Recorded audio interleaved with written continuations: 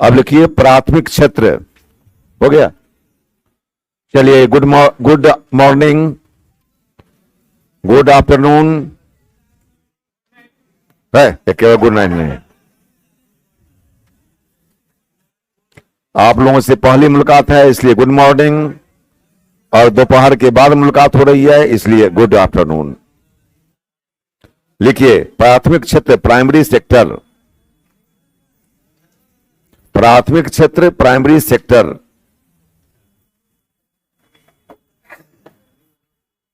और आप लोग में वो यहां बैठती थी, वो कहां गई? आप तो यहां बैठते थे, वो यहां बैठती थी, वो कहां गई?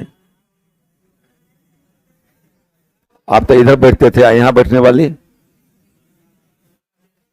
वो ऐसे हो गए हैं।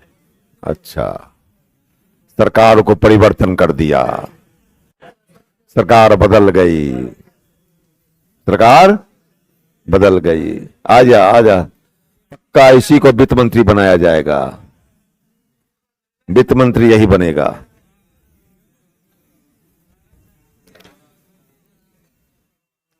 एक बार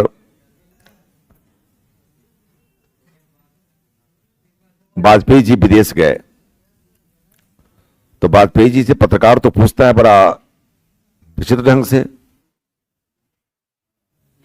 पत्रकार ने कहा कि आप अपने देश के प्रमुख नेताओं का नाम बताइए।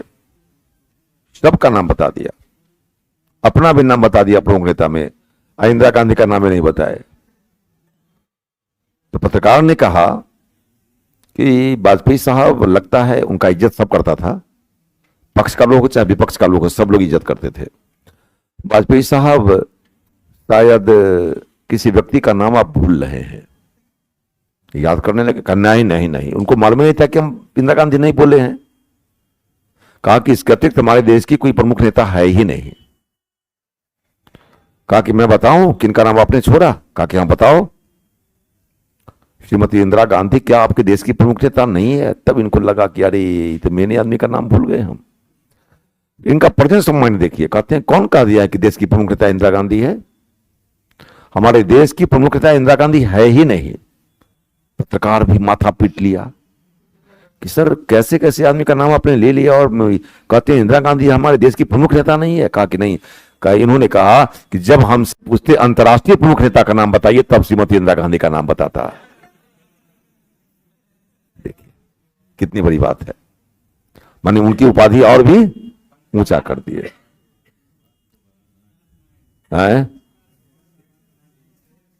वाजपेयी जी तुरंत बना लिए बात को। अरे दिमाग तो था ही उनके पास। उनसे प्रश्न पूछा आप किस दल में हैं? इन्होंने कहा मैं किसी दल में नहीं हूं, मैं तो कीचड़ में भी रहकर कमल खिलाने का प्रयास करता हूं।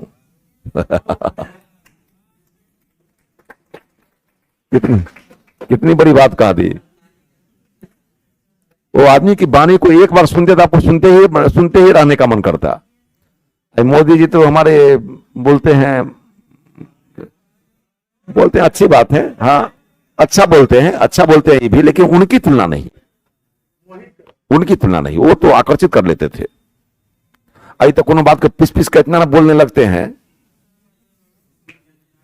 चलिए, अरे उनका क्या कहना है, वो तो धरती का एक अलग कप इंसान है, बागेश्वर सरकार, नो डाउट।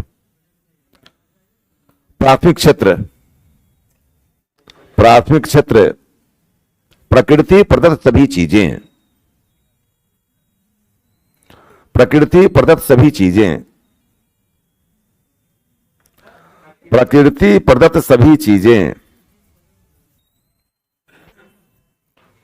प्रकृति प्रदत्त सभी चीजें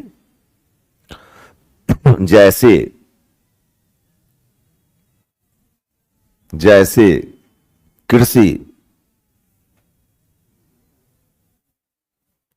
कामा, अरे कॉमा इन्ना की कामा लिख दीजिएगा, ऑनलाइन वाले सावधान रहिएगा भाई। कृषि, वन जंगल, मत्स्य, खनन, पशुपालन, पशुपालन आदि। अब लिखिए द्वितीय क्षेत्र, द्वितीय क्षेत्र, द्वितीय क्षेत्र उद्योग, उद्योग, निर्माण, निर्माण, विनिर्माण, दिल निर्माण होता है कि विनिर्माण होता है? विनिर्माण लिख दें क्या? विनिर्माण, विद्युत निर्माण भी लिखना है और विनिर्माण भी लिखना है। सब घबरा गया? लिख लिया ना? घबराया तो बगल से भी लिख लिया कीजिए। विद्युत, गैस आदि। तृतीय क्षेत्र, तृतीय क्षेत्र बैंकिंग, बैंकिंग, बीमा, रेलवे। अभी ने ये क्वेश्चन पूछ दिया है, जैसे ने बताया थे कल क्वेश्चन पूछा है अभी अभी अभी अभी अभी एक और लड़का आपकी क्लास में बताया था कि सर इंट्रोडक्शन क्लास जो लिए आप उसी से वो क्वेश्चन पूछ दिया। कोई लड़का बताया था आपकी क्लास का, वेल्थ ऑफ नेशन पूछ सके रचयिता कौन है? आप ही का क्लास का कोई बचाया है अभी SICGD में? आप बताए थे? हाँ, ये देखिए, वेल्थ ऑफ नेशन पुस्तक के रचयिता कौन है? उनका पूरा नाम है an inquiry into the nature and causes of wealth of nation. तो अंत में वेल्थ ऑफ नेशन है ना, ना पकड़ा जाएगा उससे, हो गया। क्या लिखे? बैंकिंग, बीमा, रेलवे, परिवहन। इसलिए मन से पढ़िए। शिक्षा,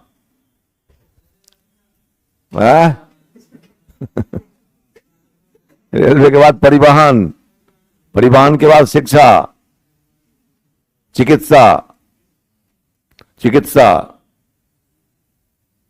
व्यापार आदि।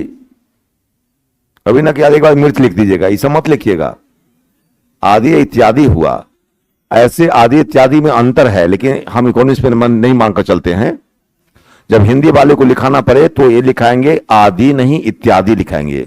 2 अंक 2 उदाहरण तक यदि लिखा जाए तो आदि, और अगर 2 से अधिक हो गया तो इत्यादि। आदि इत्यादि में यही अंतर है। अब लिखिए, समझ गए?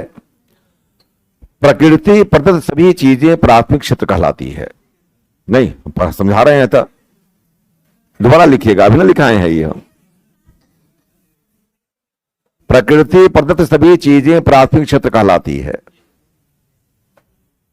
और प्रकृति प्रदत्त चीजों से मानव ने जो निर्मित कर लिया उसको द्वितीय क्षेत्र कहेंगे,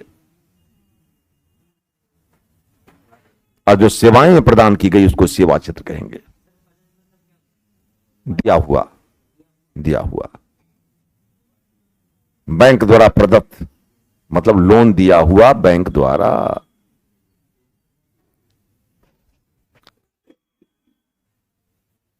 अब जरा बताइए, अब लोहा किसमें आएगा? कच्चा लोहा प्राथमिक क्षेत्र में, प्रकृति पदार्थ है, और लोहा से ऑटो बना लिया गया द्वितीयक में, और उस टेम्पू पकड़ करके आप यहां से गांधी मैदान गए तृतीय क्षेत्र, चूंकि उसने सेवा का काम किया। टेम्पू पकड़े ना, गए ना गांधी मैदान, तब टेम्पू पकड़ कर गांधी मैदान गए। अभी बोले हाँ, अच्छी बात है। तो ये आपको उसने सेवा प्रदान की, इसलिए सेवा हुआ। अब ऐसे वो चतुर्थ क्षेत्र भी आ गया है, इसमें से व्यापार को निकालकर चतुर्थ क्षेत्र, लेकिन अभी प्रचलित में विशेष नहीं है, इसलिए यही तीनों रखा जाए। अब लिखिए, GDP में क्षेत्रक योगदान, GDP में क्षेत्रक योगदान।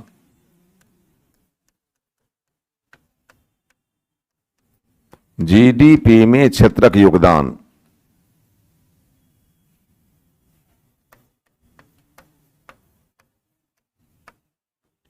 तृतीय क्षेत्र इज ग्रेटर देन द्वितीय क्षेत्र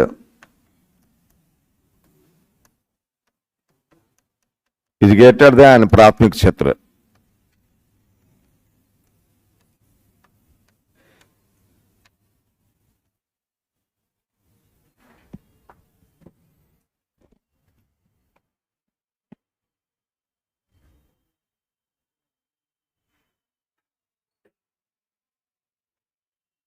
जीडीपी में सबसे अधिक योगदान किसका है?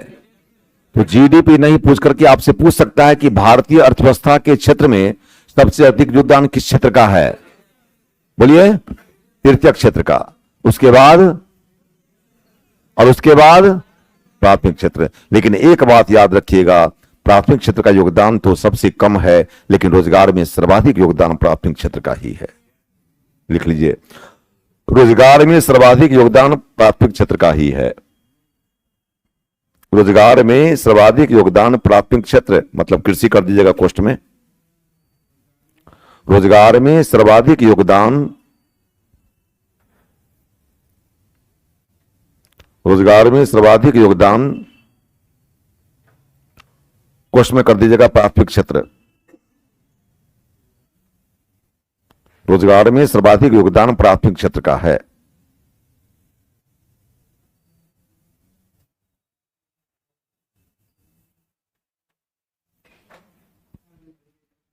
हो गया?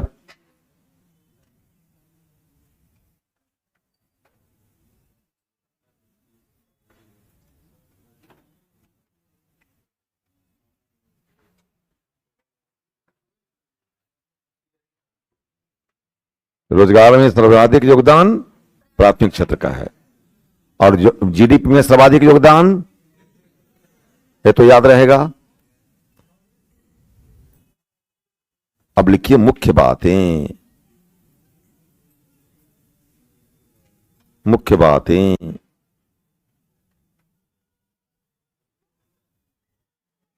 मुख्य बातें। वैज्ञानिक स्टार देकर लिखिएगा। वैज्ञानिक समाजवाद के जनक।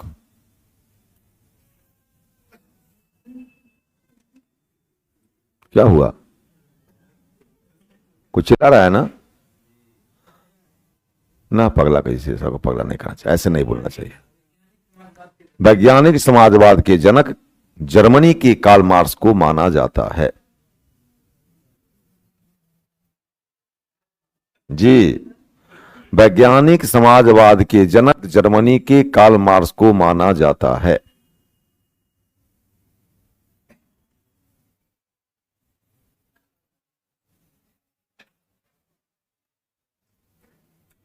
वैज्ञानिक समाजवाद के जनक जर्मनी के कार्ल मार्क्स को माना जाता है। लेनिन कहां के थे? रूस के। लेनिन ने, स्टार देकर के, लेनिन ने क्रांतिकारी समाजवाद, लेनिन ने क्रांतिकारी समाजवाद को, क्रांतिकारी समाजवाद को साम्यवाद कहा है। लेनिन ने क्रांतिकारी समाजवाद को साम्यवाद कहा है। साम्यवाद लिख देते हैं, साम्यवाद कहा है। कम्युनिज्म कहते हैं अंग्रेजी में इसको। लेनिन ने क्रांतिकारी समाजवाद को साम्यवाद कहा है। पहली बात जान लीजिए, समाजवाद में और साम्यवाद में कोई खास अंतर नहीं है, दोनों एक ही है, और दोनों में सामाजिक समानता मानी जाती है। ध्यान दे, दोनों में समानता मानी जाती है, दोनों सामाजिक कल्याण की बात करता है, ये निजी स्वार्थ की बात नहीं करता। सर लेनिन लिख दे क्या?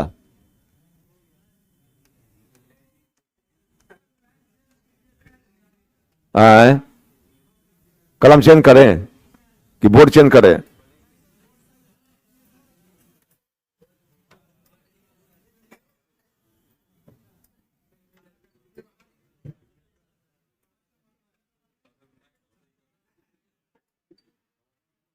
ऑनलाइन वाले बोर्ड में दिक्कत होगी तो बताइएगा। ऑफलाइन वाले ने चेंज करवा दिया है, फिर आप लोगों को भी ध्यान में रखना है ना। तो लेनिन ने क्रांतिकारी समाजवाद को साम्यवाद कहा है। पहली बात, समाजवाद में और साम्यवाद में कोई खास अंतर नहीं है, लेकिन जब अंतर माना जाएगा तो समाजवाद की अगली कड़ी साम्यवाद है। अरे समाजवाद में वर्ग संघर्ष की संभावना नहीं रहती है, और साम्यवाद में भी वर्ग संघर्ष की संभावना नहीं रहती है, लेकिन जब दोनों में अंतर माना जाए तो समाजवाद में वर्ग संघर्ष की थोड़ी संभावना रहती है और साम्यवाद में पूरी तरह संभावना खत्म हो जाती है। जैसे कंजूस, अरे वो तो मक्खी चूस, अरे दोनों कंजूसे है, लेकिन थोड़ा कंजूस का ऊपर श्रेणी का जो होता है वो मक्खी चूस होता है। क्योंकि चाय में मक्खी पड़ गई थी, उसने कहा अरे ये तो मेरा हिस्सा पी लिया है, चलो उसको भी चूस लिया था, इसलिए ना इसलिए उसका नाम पड़ा मक्खी चूस। अब हर आदमी अपने आप को देखे कि हम कहां हैं। हर आदमी अपने आप को तौले कि हम कहां हैं।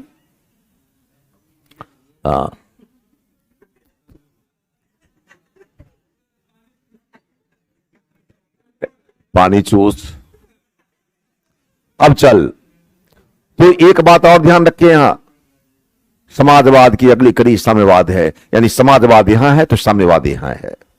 समाजवाद में वर्ग संघर्ष की संभावना समाप्त हो जाती है, साम्यवाद में वर्ग संघर्ष की संभावना समाप्त हो जाती है, लेकिन जब अंतर मानते हैं तो समाजवाद में वर्ग संघर्ष की थोड़ी संभावना रहती है और साम्यवाद में पूरी तरह खत्म हो जाती है। छोटा सा उदाहरण समझिएगा भाई, ऑनलाइन वाले भी, आप तो सामने है नहीं, मैं कैसे आपका उदाहरण दूं, लेकिन ये उदाहरण को समझ लीजिएगा। सबको 2-2 मिठाइयां दे दी गई। अभी मान लीजिए कि खा लिए, यहां बांट दी गई, सबको 2-2 मिठाइयां दे दी गई।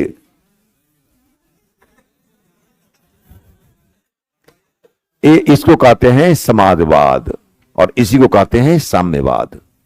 कब? जब दोनों को एक मानते हैं तब। लेकिन जब अंतर मानते हैं तो इस साम्यवाद कहलाएगा, समाजवाद नहीं कहलाएगा, क्योंकि कहीं भी असमानता नहीं है। लेकिन थोड़ी सी असमानता जरूर होगी जो दिख नहीं रहा है। सब मिठाई में कुछ ना कुछ बड़ाई छोटाई जरूर रहता है, थोड़ी सी ना थोड़ी सी जरूर रहेगी, है ना। किसी को थोड़ा सा छोटा मिल गया, ऊपर अच्छा नहीं लगेगा, वो तो सबको एक समान मान ले समान। सबको 2-2 मिठाइयां मिल गई, इनको 3 मिठाइयां मिल गई। जब मिठाई बढ़ती है तो अपने खाने पर ध्यान नहीं रहता है, दूसरा को क्या मिल रहा है उस पर ज्यादा ध्यान रहता है। अब सब बट रहा है, अपना तो मिला 2, 3 को मिल गया। अरे सर, हमके हाँ जी, उसको 3 मिठाइयां क्यों दिए? हमके बाबू 1 मिठाई बच गई। सुन बाबू, 1 मिठाई बच गई थी क्या? बात मत कर, ए खन्ना, बात मत कर। मैं तो खुद आपसे बात करके पढ़ाता हूं, इसलिए मेरी क्लास में बात नहीं, हमसे बात कर। सर, उसको क्यों 3 मिठाइयां दे दी है? हमके बाबू 1 मिठाई बच गई थी, क्या करते? क्यों? उसी को क्यों? हम तो क्या करें, तू ही अकेले? नहीं, हम भी नहीं लेंगे। तो क्या करेंगे? सब संघर्ष कर रहा है कि या तो सर हम लोग को भी एक और दिया जाए, और नहीं तो उससे छीन करके सबको थोड़ा थोड़ा बांट दिया जाए। हमके बाबू 1 मिठाई, तो जो इसे चाटना ही क्यों ना पड़े। अब 1 मिठाई में इतना आदमी के बीच बांटना, इसका करना, चाटना पड़ेगा ना, और तो कोई उपाय है नहीं। इसी को कहते हैं साम्यवाद। ऐसे को क्या कहते हैं? साम्यवाद। इसी को कम्युनिज्म कहते हैं। बाबू मुंह में पानी आ गया कहता है, ये साम्यवाद है, ये कम्युनिज्म है। अब और उदाहरण देता हूं, बिहार में है, मैं बिहार का ही उदाहरण देता हूं। बिहार के लोगों की एक कमी होती है। अब तो गर्मी का दिन आ रहा है, गर्मी के दिन में लाइन कटती है, तो सबसे पहले रात में लाइन कटती है तो सबसे पहले खिड़की खोलकर लोग देखता है किसकी लाइन है। हमारी लाइन कट गई इस बात की चिंता नहीं है, किसकी लाइन है इस बात की बहुत बड़ी चिंता है। अरे उसका लाइन काहे है रे, जलन हो रहा है। हमारी लाइन कट गई इस बात की कोई चिंता नहीं, उसकी क्यों है इस बात की बहुत बड़ी चिंता है। कहा कि तब 5 मिनट के बाद उसकी भी लाइन कट गई, चलो उसका भी कट गया, मतलब अब गर्मी लगना बंद हो गया। तो ऐसे को कहेंगे साम्यवाद। सबकी लाइन कटी हुई थी, एक की तो समाजवाद, और सबकी लाइन कट गई तो साम्यवाद। इसी को कम्युनिज्म कहते हैं। ये कम्युनिज्म है। अब तो समझ गए होंगे। अच्छा, हैंसन ने एग्जाम्पल अच्छा था, क्या बात है, वेरी गुड, बहुत अच्छा। हाँ, इससे बेची तो अच्छा आपकी बानी थी। तीसरा लिखिए, स्टार्ट दीजिए। हैंसन ने, जरूर लिख देंगे बाबू, हमको पता है कि कहां कठिनाई होती है। हैंसन ने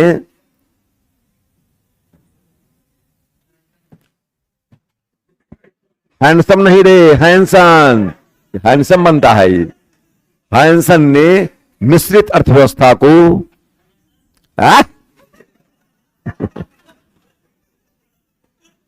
हैंसन ने मिश्रित अर्थव्यवस्था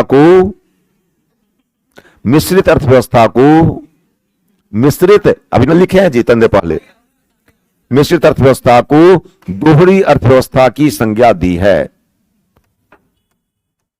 दोहरी अर्थव्यवस्था की संज्ञा दी है। चलिए लिखिए, मिश्रित अर्थव्यवस्था को दोहरी अर्थव्यवस्था की संज्ञा दी है।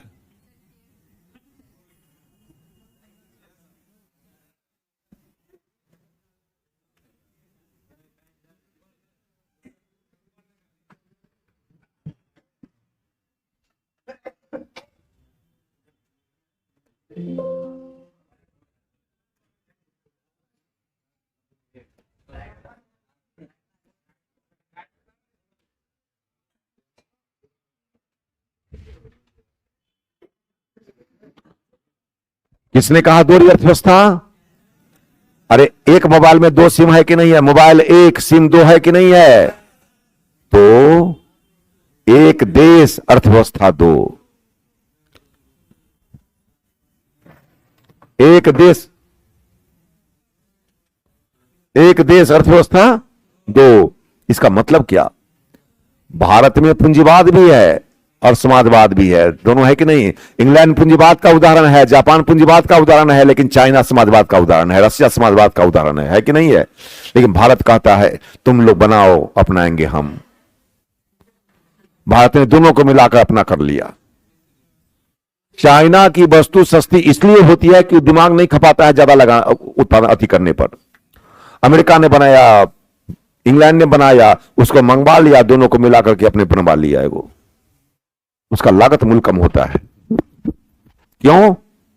एक श्रमिक मिलकर के जितना काम कर सकता है भारत का, उतना 3 श्रमिक मिलकर काम कर सकता है। लोग कहते हैं कि चाइना में लेबर कॉस्ट कम है। जी नहीं, लेबर कॉस्ट कम नहीं है, लेबर कॉस्ट कम पड़ जाता है। आप एक व्यक्ति मिलकर के, 3 व्यक्ति मिलकर के जितना काम कर सकते हैं उतना एक व्यक्ति मिलकर काम करता है। अब आप क्या बताइए, उसका लेबर कॉस्ट थोड़ा ज्यादा भी होगा तो कॉस्ट कम पड़ जाएगा कि नहीं पड़ जाएगा? उसमें काम करने की क्षमता होती है। और हमारे भारतों में लोगों को हिचनर है, काम करने वाला नहीं है। चाहता है कि इसको अगर लाचारी ना हो तो कोई काम ना करे। यहां अगर मिल जाए किसी को, सस्पेंड रहेंगे आप लेकिन वेतन चालू रहेगा। तो भगवान से प्रार्थना करेगा, हनुमान जी को जाकर लड्डू चढ़ाएगा कि हनुमान जी ऐसा ही हो। बोलिए करेगा कि नहीं करेगा? बिना बैठे बैठे पेमेंट मिल रहा है, कम बात है। तो दोहरी अर्थव्यवस्था मतलब एक ही देश हो, 2 अर्थव्यवस्था हो तो उसको दोहरी अर्थव्यवस्था की संज्ञा दी गई। ड्यूअल इकोनॉमी, ध्यान दे, ड्यूअल इकोनॉमी। ए बाबू, ड्यूअल इकोनॉमी। एक साथी गया साथी के यहां, पूछा कि क्या दोस्त, अरे तुम्ही से मिलने आए हैं, बोलना ठंडा पिएगा कि चाय पिएगा, गर्मी का दिन है, बता क्या पिएगा? कोई ठंडा। कहा कि ठंडा है कि मंगवाना पड़ेगा? कहा कि नहीं ठंडा है। कहा जब तक चाय में विलंब है तब तक ठंडा पिलाओ। जब तक चाय में विलंब है तब तक क्या कर दिया रे तू? कहता है ठंडा चाय दोनों ना हो गया। इसको कहते हैं दोहरी अर्थव्यवस्था। चाय के साथ जनरली कहता है कि चाय के साथ ठंडा नहीं पीना चाहिए। जैसे अलग अलग रूप को मिक्स्ड इकोनॉमी नहीं कहते हैं। चीनी और पानी के घोल को अलग अलग को शरबत नहीं कहते हैं। जब चीनी और पानी का घोल मिलेगा तब वो शरबत कहलाएगा। अब कोई कहे चीनी फेंक जाओ, आ करो पानी डाल देते हैं, शरबत हो गया। का अरे दोनों मिलता तो शरबत होता, दोनों तो पेट में जाकर मिलबे किया ना, ये कोई शरबत हुआ? मिक्सर करना है। अब लिखिए, लिखिए उदारीकरण, उदारीकरण, उदारीकरण। खुदारी नहीं, उदारी, खुदारी कहता है। Liberalisation, liberalisation. सरकार द्वारा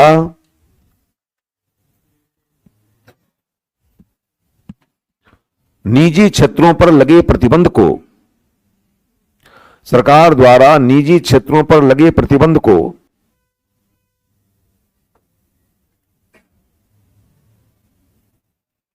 सरकार द्वारा निजी क्षेत्रों पर लगे प्रतिबंध को कम कर देना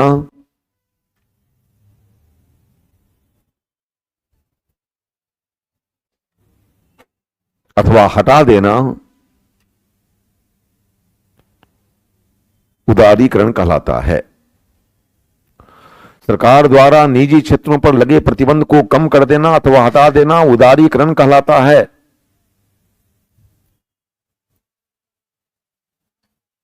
उदारीकरण कहलाता है।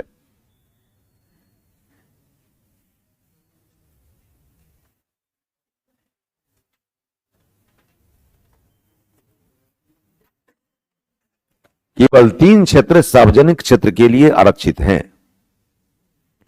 उसी में केवल 3 क्षेत्र,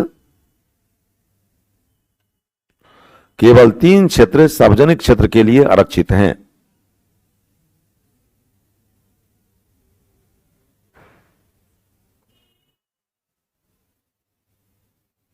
केवल 3 क्षेत्र सार्वजनिक क्षेत्र के लिए आरक्षित हैं।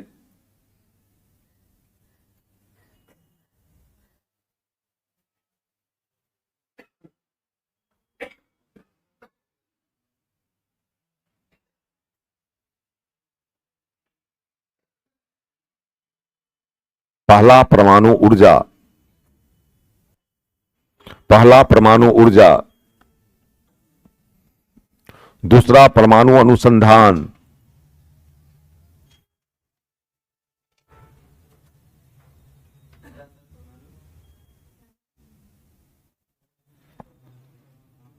वाह, इंदल गुप्ता, इंडियन गुप्ता। क्या नाम है बाबू? इंदाल की इंडियन, क्या लिखा है? इंडियन, ये तो इंडियन पर आ जाएगा। इंडियन गुप्ता।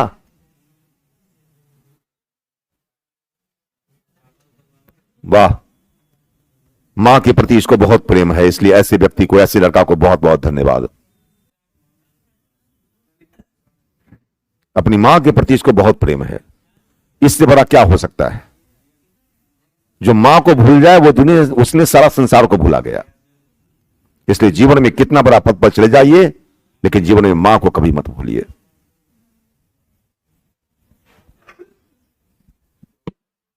हाँ, क्या लिखे?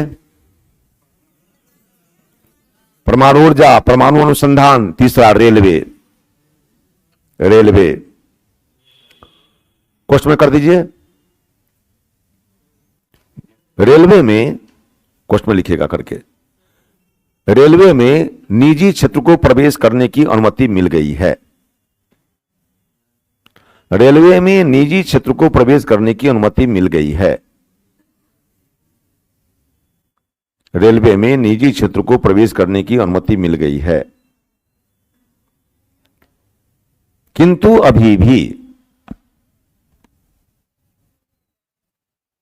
किंतु अभी भी प्रबंधक के रूप में प्रवेश करने की अनुमति नहीं है। किंतु अभी भी प्रबंधक के रूप में प्रवेश करने की अनुमति नहीं है।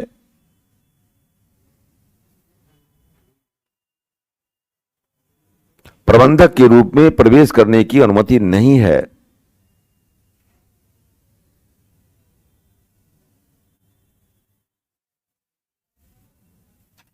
अब लिखिए विनिवेश और निजीकरण।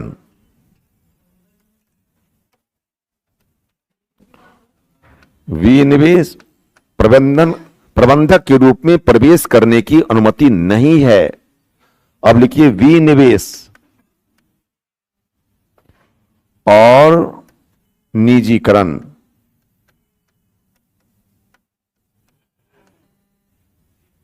Disinvestment and privatisation.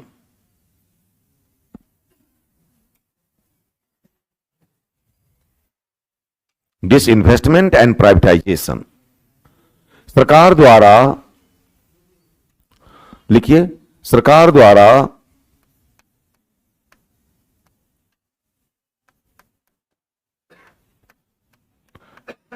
सार्वजनिक क्षेत्र के अंशों को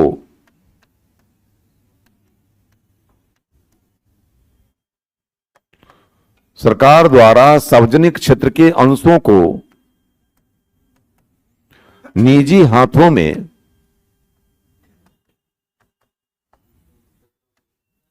सरकार द्वारा सार्वजनिक क्षेत्र के अंशों को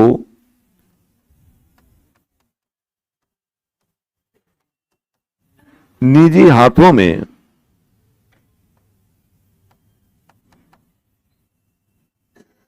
बेचना, एक मिनट, निजी हाथों में आंशिक रूप से बेचना। जी सर, आंशिक रूप से बेचना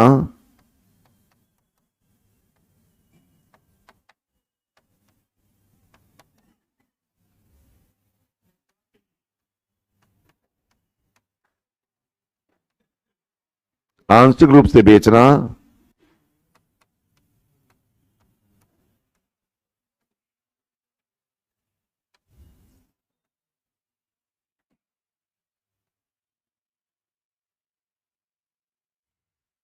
आंशिक रूप से बेचना विनिवेश कहलाता है। आंशिक रूप से बेचना विनिवेश कहलाता है।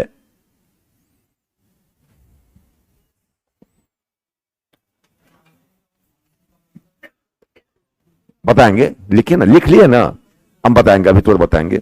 आंशिक रूप से बेचना विनिवेश कहलाता है, जबकि अधिकांश रूप से बेचना, जबकि अधिकांश रूप से बेचना,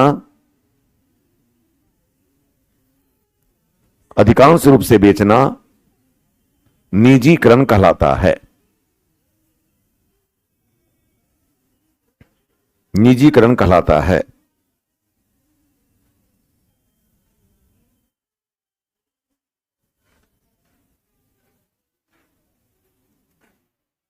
हो गया? सुनिए, उदारीकरण और विनिवेश और निजीकरण एक ही जगह जाने का रास्ता है। गांधी मैदान जाएंगे तो सबसे पहले नीचे उतरेंगे ना, फिर ऑटो चाहे पैदल चाहे रिक्शा चाहे साइकिल से कुछ से जाइएगा ना, कोई टेम्पू से जाएगा ना, कोई ई रिक्शा से जाएगा ना, कोई पैदल जाएगा ना, कोई मोटरसाइकिल से जाएगा ना, सबको जाने का रास्ता एक ही है। उदारीकरण एक डायरेक्शन है, उदारीकरण एक दिशा है। उदारीकरण क्या है? एक दिशा है। उदारीकरण एक दिशा है, डायरेक्शन। आप किसी से पूछ रहे हैं, भाई साहब गांधी मैदान जाना है, कैसे जाऊं? कहा नीचे उतर जा, बाईं ओर सड़क जाएगी, उस सड़क को पकड़ लेना, उसी सड़क से चला जाना। डायरेक्शन हुआ कि रास्ता बताया? डायरेक्शन हुआ, रास्ता ही बताना ही डायरेक्शन है। अब फिर नीचे जाकर विश्वास नहीं होगा, भाई साहब हमको जाना है गांधी मैदान, कैसे जाएं? बस यही रास्ता पकड़ लीजिए और सीधे चले जाइए। और गांधी मैदान पहुंच गए, गांधी मैदान पहुंच गए आप, ये हो गया वैश्वीकरण, मंजिल। वैश्वीकरण का मतलब मंजिल तक पहुंचना, निजीकरण का मतलब रास्ता, विनिवेश का मतलब रास्ता, और उदारीकरण का मतलब उदारता। इन्होंने इनसे कहा,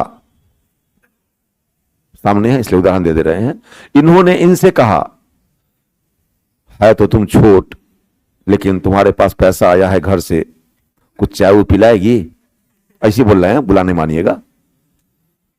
इन्होंने कहा वह चाय कौन सी पिएगी, चलो मिठाई उठाई खा लो पहले। इसका मतलब अभी क्या कहेंगे? बड़ा उदार है, आपको छोड़ दिए ना, आपको छोड़ दिए, ले लीजिएगा इनको भी साथ में। चाय के चलते हम छोड़ दिए थे, लेकिन मिठाई भी खिला रही हैं तो आप ले लीजिएगा। आप क्या कहे अभी, चलो ना, बड़ा उदार आदमी है वो, जब जब पैसा आता है खूब मिठाई या सिंघारा समोसा या लिट्टी या क्या क्या खूब खिलाती है वो। इसको उदारीकरण कहिएगा कि नहीं? जिसका हृदय उदार नहीं होगा वो क्या खर्च करेगा, और वह खर्च वही करेगा जिसका हृदय उदार है। तो सरकार ने कहा निजी क्षेत्रों पर लगे प्रतिबंध को कम कर देना उदारीकरण कहलाता है। ये निजी क्षेत्र के मालिक हैं, उद्योग के मालिक, इनको प्रतिबंध लगा हुआ है। सरकार कहती है खबरदार जो इन वस्तुओं का उत्पादन तुम किया तो इसका मतलब कि प्रतिबंध है। और अब इस प्रतिबंध को हटा दिया गया, अब इस प्रतिबंध को कम कर दिया गया कि भाई साहब निजी क्षेत्र वाले, अब तुम्हें भी अनुमति देता हूं कि तुम इन चीजों का उत्पादन कर सकते हो। बोलिए, इन चीजों का उत्पादन कर सकते हो। अब अनुमति मिली कि नहीं मिली? जो प्रतिबंध लगा हुआ था उसको हट गया कि नहीं हट गया? बोलिए। जैसे अभी नए नए विद्यार्थी आएंगे, उनको प्रतिबंध रहता है उधर रहें, लेकिन हम छूट देते हैं कि नहीं है? आ जाओ, बैठ जाओ। इसको हुआ उदारीकरण। क्योंकि हम उदारीकरण पढ़ाने वाले हैं, इसलिए मेरा हृदय भी उदार बन जाता है। आजा, बैठ कर पढ़ ले, 2 सेकंड भी सुन लेगा तो कुछ ना कुछ सुन लेगा। क्या ठिकाना वही क्वेश्चन पूछ दे। जितना कम सुनेगा उतने कम ध्यान में, उतने ज्यादा ध्यान में रहेगा, और जितना ज्यादा सुनेगा उतना ही कम ध्यान में रहेगा। तो एक लाइन सुनना है, एक लाइन से क्वेश्चन पूछ दे कहीं, सीढ़ी पर आकर क्या कहेगा, तू चावल दाल बनाया था, हम तो चावल या सब्जी बतियाएगा कि बेवकूफ कहेंगे चावल दाला चावल सब्जी बनाया था। एगो लड़का कोचिंग पढ़ा था, एगो लड़का जा रहा था, ऐसे किताब रखे हुए था, मार रहा है एकदम खटाखट। हम उधर से आ रहे थे, प्रणाम प्रणाम प्रणाम प्रणाम प्रणाम प्रणाम प्रणाम प्रणाम प्रणाम प्रणाम, हाथ से छूट गया, डर के मारे उसको। हम नहीं उसको ठोके, देखे कि बेइज्जत हो जाएगा बेचारा। एकदम एक बढ़िया सी किताब यहां पकड़े हुए कभी मार रहा है एकदम।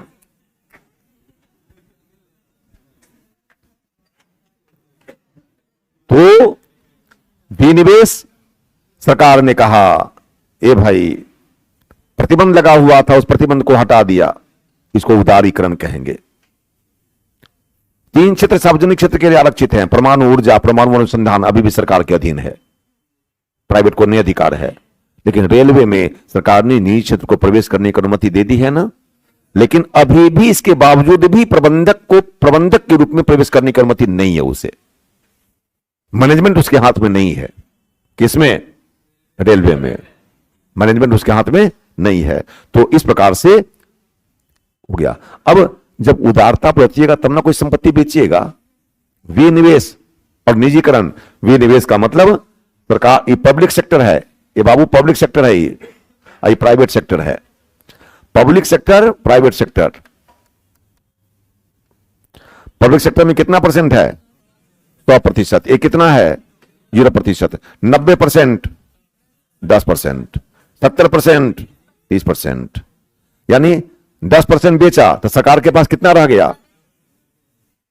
50% से कम बेचना आंशिक कहलाता है। समझे कि नहीं? आंशिक पूछने वाले, आंशिक मतलब थोड़ा सा, थोड़ा सा का मतलब हुआ 50% से कम, और अधिकांश का मतलब हुआ आधा से अधिक। नाम से यह स्पष्ट है, आधा से अधिक, अधिकांश। तो देखिए 49% तक बिका तो क्या कहलाया? आंशिक। यानी क्या कहलाया? इसको कहेंगे विनिवेश। और ज्यों ही इससे अधिक बिक गया क्या कहलाया?